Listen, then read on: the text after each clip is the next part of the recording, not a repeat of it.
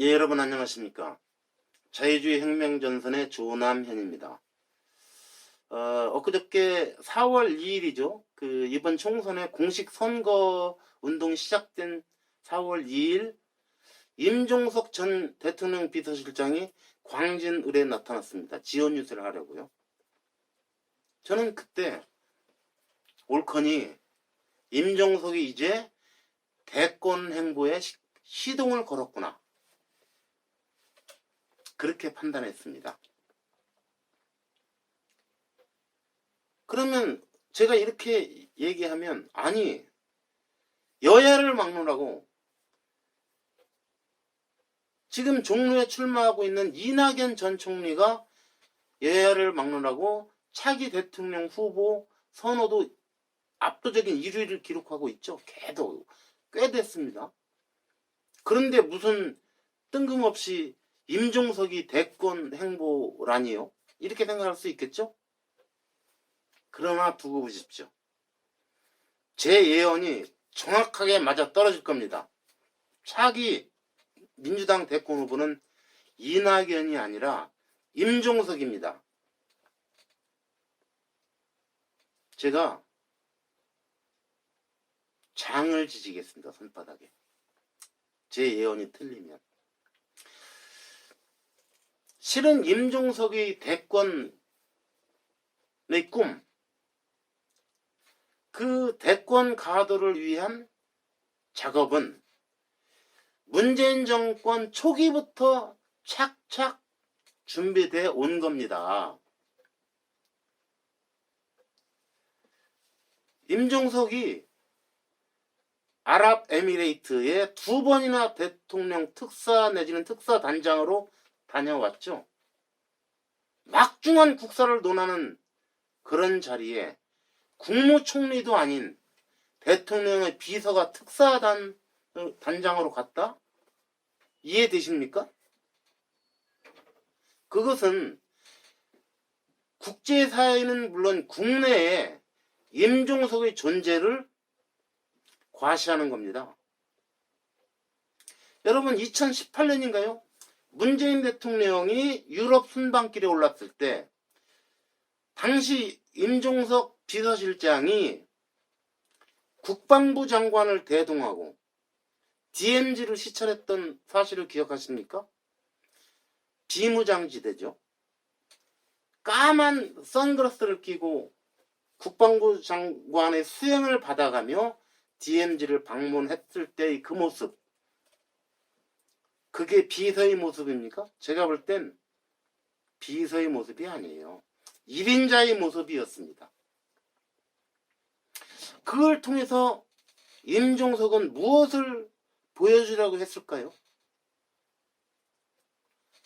임종석이가 건재할 뿐 아니라 실권자다 하는 것을 특히 여권 지지자들에게 그런 메시지를 보낸 거라고 저는 봅니다.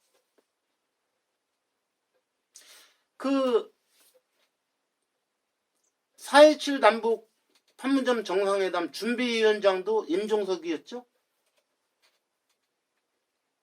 통일부 장관이나 뭐 이런 사람이 아니라 임종석이었어요.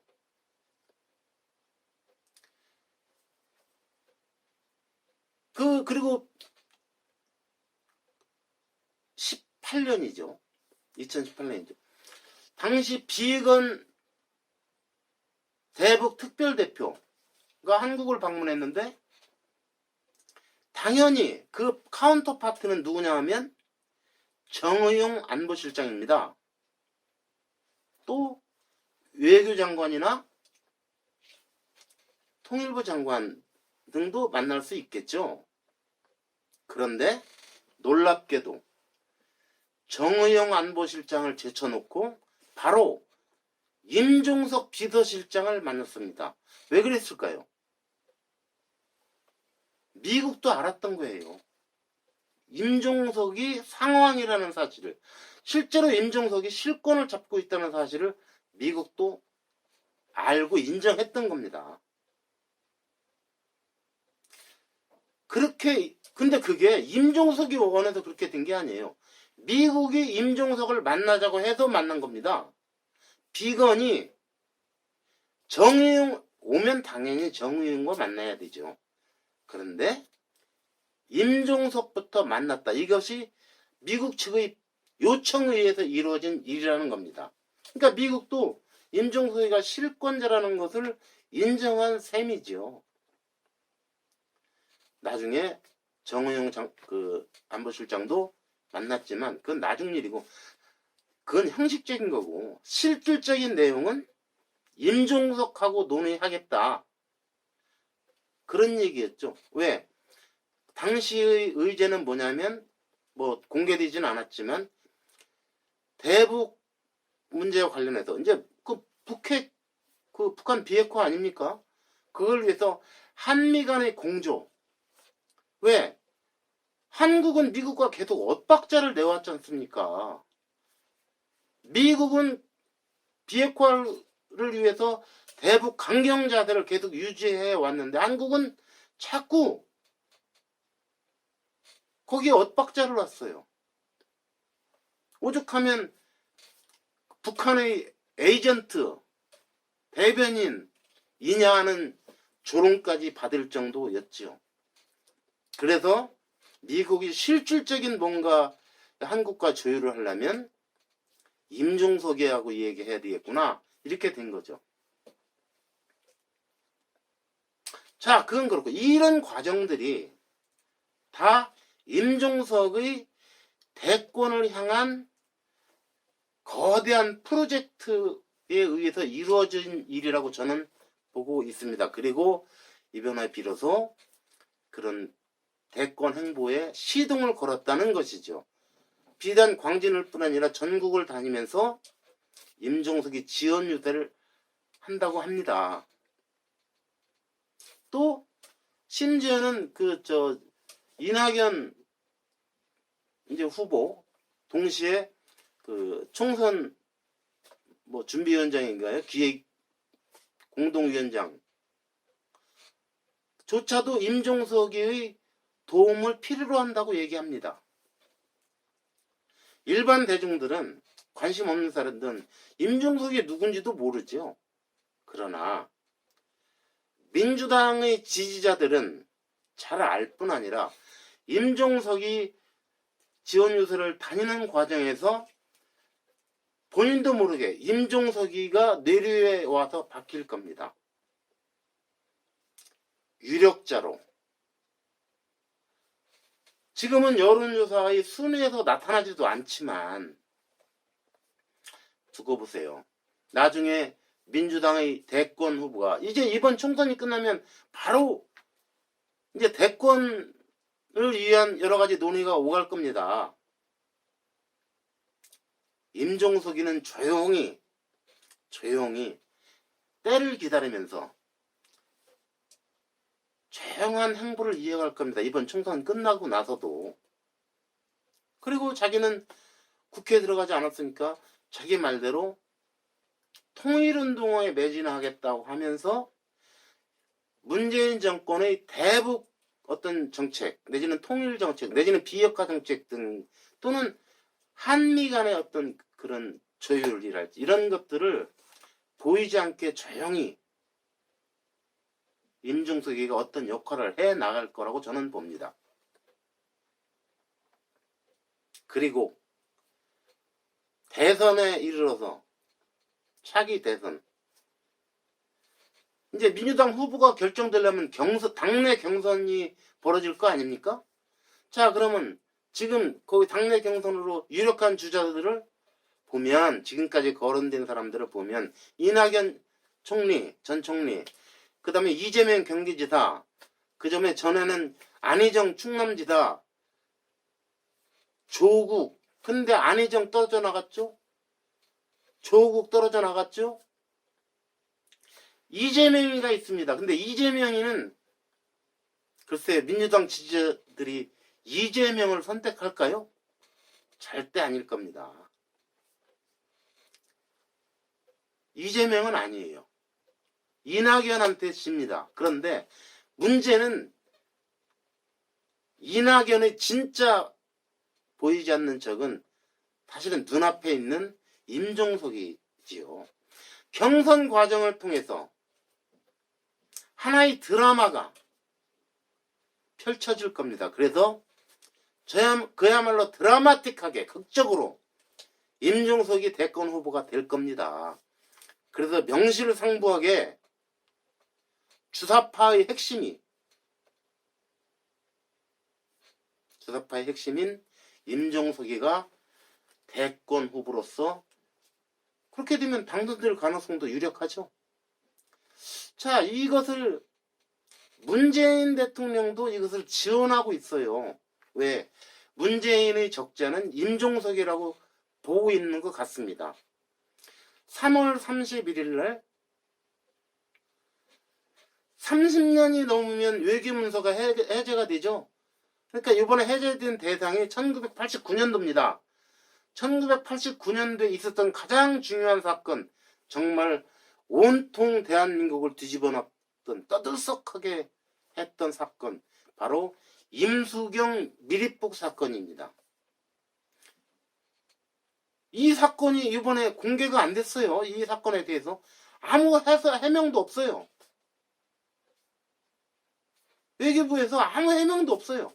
문서를 다른 건 다 공개하면서 유독 임수경 미리북 사건만 빼버렸어요. 왜 그랬을까요? 당시 임수경은 평양에서 열린 그 세계 청년 학생 축전에 남한의 전대협 대표로 평양에 간 겁니다. 그때 전대협 의장이 누구냐? 임종석입니다. 당시 전대협은 주사파의 결집체였어요. 그것도 강력한 결집체였어요. 그 전대협의 의장이 임종석이었습니다. 그러니까 그 강력한 결집체인 주사파의 우두머리였던 셈이죠. 임종석이가 임수경을 파견한 겁니다. 북한에. 그러면 이 문서를 다 공개하면, 이제 해제가 된 건데 공개하면 거기에 뭐가 있을지 모르죠. 거기에 뭐가 있을지 모릅니다. 뭐가 나올지 몰라요. 그러니 자칫 지금 국민들은 임종석의 실체를 잘 모릅니다. 주사파 하니까 그거 뭐 철진한 색깔론 이렇게 생각하겠죠. 그런 사람들 많아요. 주사파라고 하면 이거 색깔론으로 보는 사람들이 많습니다. 절대 색깔론이 아닙니다. 임종석은요, 임종석뿐 아니라 그 문재인 정권에 포진하고 있는 그 주사파 운동권, 옛날 전대협 출신들, 아무도 전향을 얘기한 사람이 없어요. 당신은 내가 철부지여서 잘 몰랐다. 그런데 지금 이제 세상을 제대로 알게 된, 지금 보니 그때 내 생각이 잘못된 것 같다. 이렇게 말한 사람 한 명도 없습니다. 그러니까 그대로 당시 주사파의 세계관과 철학을, 그리고 그 신념을 지금까지 갖고 있는 겁니다. 그렇기 때문에 주사파는 여전히 한국 사회에서 유의미한 그런 존재라는 겁니다. 절대로 이건 색깔론도 아니고 절대로 이게 무시해서도 안 되는 겁니다. 그러면 문재인 정권이, 문재인 대통령까지도 나의 적자는 임종석이야. 그래서 차기 대권 후자는 임종석이 되어야 해. 그러니까 공개해야 될 문서도 공개 안 하지 않습니까?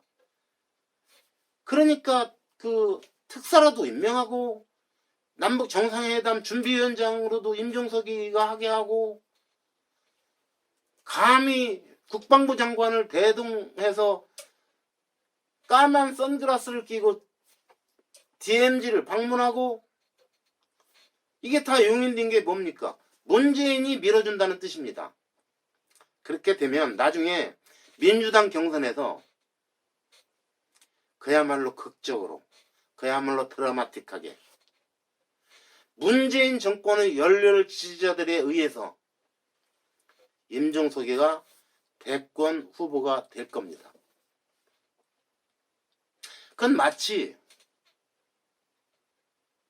그거는 어떤 그 기획에 의한 건 아니었겠지만 노무현 전 대통령이 당시 민주당의 가장 그 당시 새천년 민주당이었죠.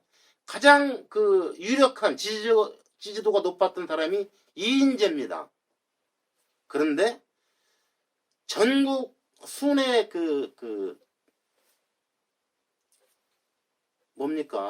선거 행사를 하면서 광주에서 뒤집혀 버렸죠. 이인재가 노무현에게 뒤집혀 버렸습니다. 그리고 노무현은 드디어 대권 후보가 되고 결국은 대통령까지 됐죠. 민주당의 열렬 지지자들은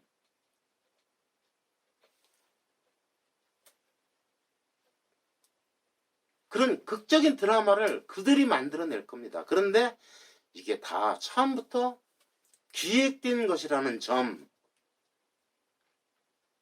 이 점을 알아야 합니다. 그래서 이번 총선도 사실은 여야 누가 이기느냐도 중요하지만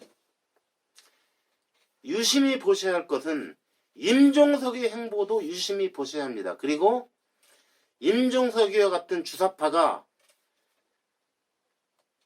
민주당의 대권 후보가 돼서 이 나라의 최고 통수권자까지 되는 비극은 없어야 합니다.